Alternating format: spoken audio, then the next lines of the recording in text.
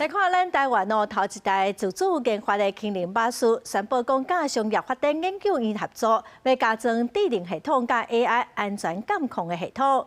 这台轻零巴士若通过认证，上紧明年的第4季就当正式驶上路了。 新东东的大巴士载稳起行，无论是直行、转弯拢真顺利。这架车一切动力拢来自轻能源，这是台湾头一架家己研发的轻能巴士，即卖已经挂汽车牌，认证若通过，就会当正式出车。它这颗最大可以产生85 kW 的功率，然后氢气的话是由这边进入，然后到它的电堆里面进行化学反应，产生电能出来。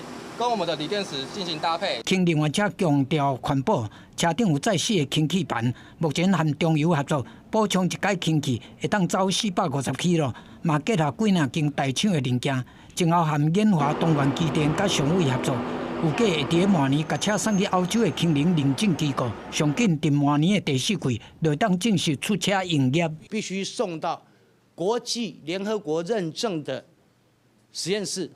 做不同的测试，车上有非常多的安全防护机制，比如说，它在车上有装了非常多的氢气检测器。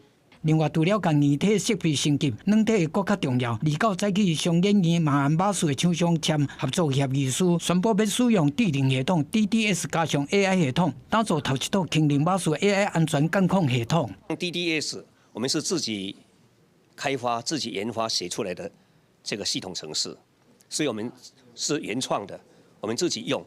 那别人要用的话，第一个我们就在这个治安上就有这个所谓的一个独特的自我保护功能。DDS 系统比较过去，传送速度紧，延迟性低，治安嘛较强。另外嘛希望因为 AI 的辅助，加强车体甲司机状态监测。 加强安全性，让民众坐车坐了安心。记者综合报道。